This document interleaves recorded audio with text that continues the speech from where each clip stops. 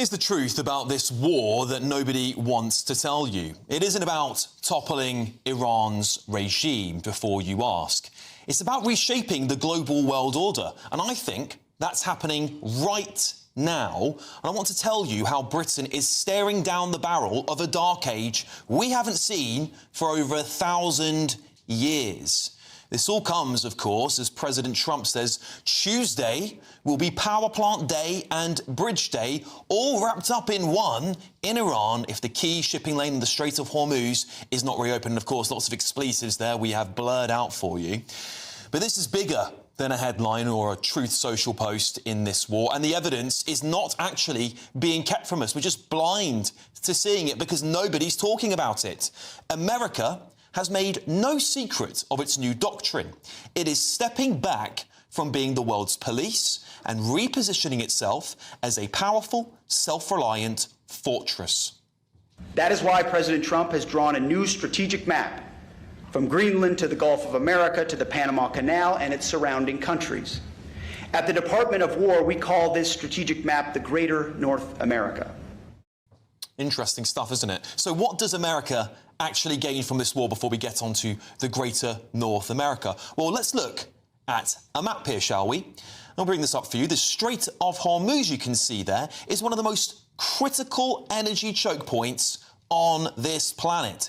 It is also a whopping 45% of China's oil flowing through it. That is a lot of oil that China needs. But it isn't just Iran. Cast your minds back to January this year, where Trump effectively has now captured Venezuela and declared its oil is under their control. And if you have a look at this graph, who there in the red relies heavily on that oil? Well, it looks like China to me. Now consider the impeccable timing of all of this since January. America is right in the middle of a tariff and trade negotiation with the very stubborn and very powerful, might I add, Chinese government, who are not budging on Donald Trump's arrangements here. Well, look who's got the upper hand all of a sudden. It's America. They are now controlling the vast swathes of oil that China needs. That puts them in a very strong position going forward on these tariff agreements. And Europe is also getting hit hard a lot with this.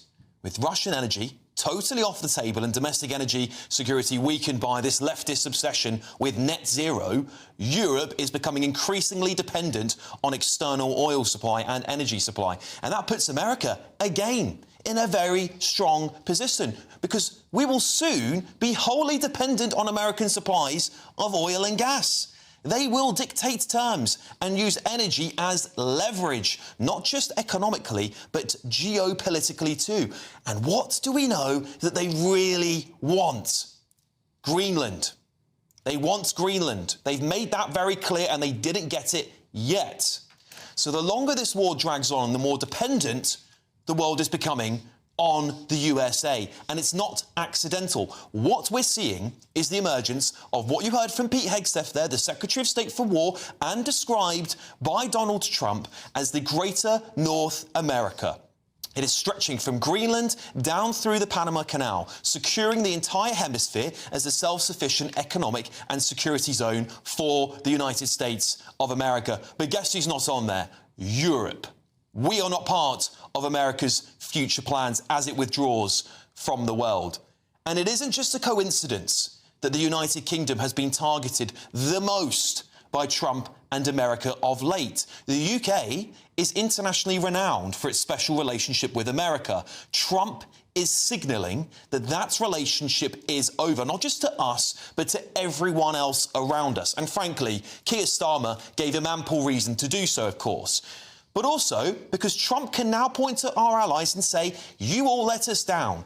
And in his own words, as he said, we won't forget it. It is the perfect reason for America to withdraw from the global stage. So no more global policing, no more endless foreign commitments, just a fortified, resource-rich power base that others have no choice but to rely on. That is the new America. And that brings us to Britain, because the consequences for us will be catastrophic. Right now, We are dangerously exposed. We have no energy security. We import around 60% of our food. We have no major industry. Our military is decimated, as we're hearing time and time again. And politically, we are deeply fractured now. Even culturally, we are crumbling at the seams, dominated by global political issues like Gaza, climate fanaticism and movements like BLM that frankly have nothing to do with the state of play in Britain. The things that once united us, our faith and our national identity, are now pulling us apart due to years of left-wing globalism. Unless we act quickly and decisively, Britain risks entering a dark age as America retreats, one that we haven't seen for over 1,000 years.